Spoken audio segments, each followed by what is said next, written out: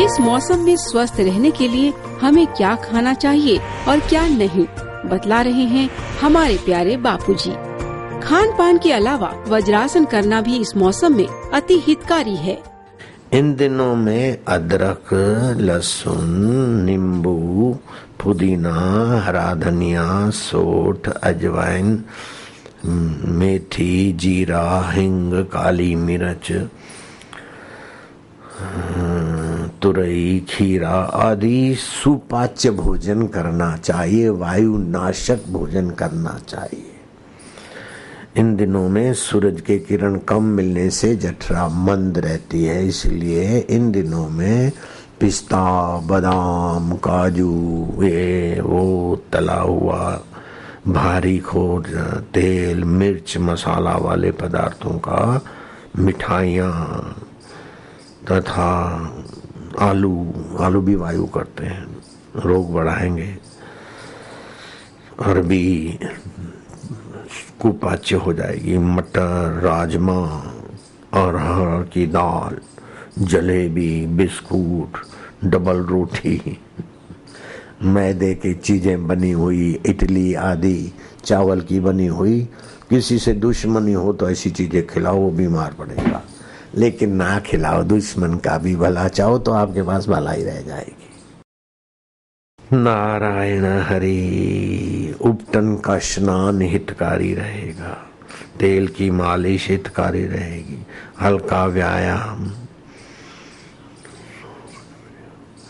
अग्निसार क्रिया ये हितकारी रहेगी। स्वच्छ और हल्के वस्त्र पहने, ज्यादा कपड़े भारी भारी ना पहने। देखो बदल गया सीजन, तो पहरवेश भी बदला हुआ देखो।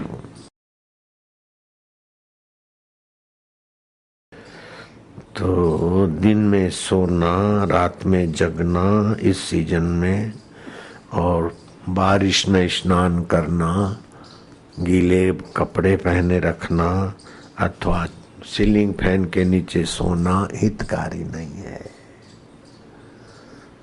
और पश्चिम के तरफ से एसी की हवा भी हितकारी नहीं है। अति व्यायाम हितकारी नहीं है। इस सीजन में नदी में नहाना भी हितकारी नहीं। बारिश की नदियां रजस्वला स्त्री जैसे उन दिनों में अशुद्ध मानी जाती है, उसके हाथ का भोजन अशुद्ध माना जाता है। ऐसे ही बारिश की नदियों में नहाना भी रजस्वला नारी के हाथ के भोजन जैसा होता है। वर्षा ऋतु में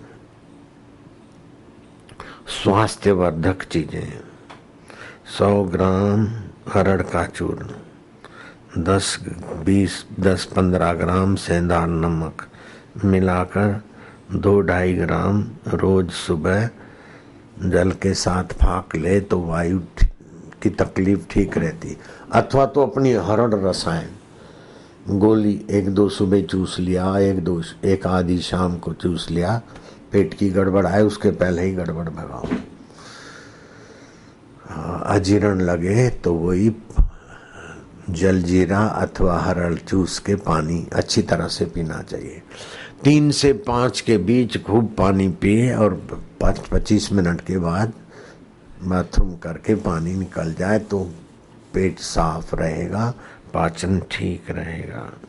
नींबू का रस गुनगुने पानी में थोड़ी सी शहद, खाली पेट सप्ताह में 2-3 दिन लें तो हितकारी रहेगा। कुंवार पाठा कभी कभी लें तो हितकारी रहेगा।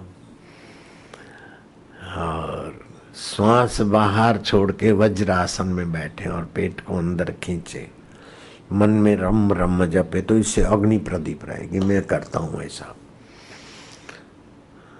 तो पाचन ठीक रहने से सब ठीक हो जाता है। वज्रासन में बैठ गए, घुटनों के बल बैठ गए।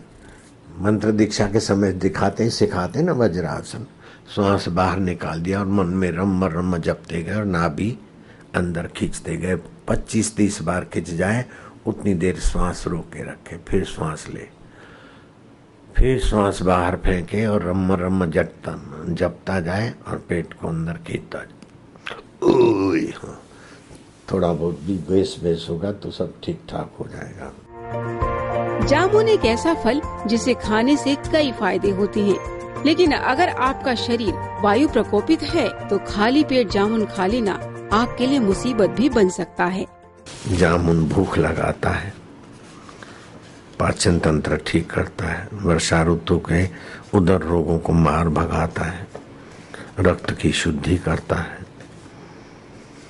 रक्त में लालिमा ले आता है, रक्त जन्य विकारों को जामुन ठीक करता है।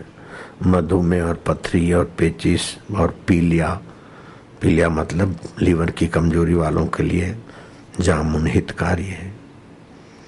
अतिसार, संग्रहणी, यकृत आदि रोगों में लाभ करता है। जामुन में लौह तत्व अच्छी मात्रा में है।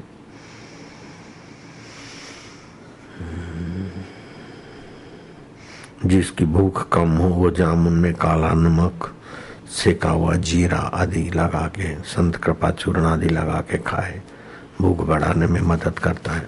लेकिन वायु वाला खाली पेट अगर जामुन खाए तो खतरे से खाली नहीं। लीची वायु नाशक है तो लीची खा दी तो, अथवा नींबू और जीरा और संत कृपा चूर्ण कर लिया तो वायु को टक्कर मार देता है। आज सुबह जल जीरा पिया अच्छी तरह से नींबू डाल के, वायु को टक्कर मार दिया।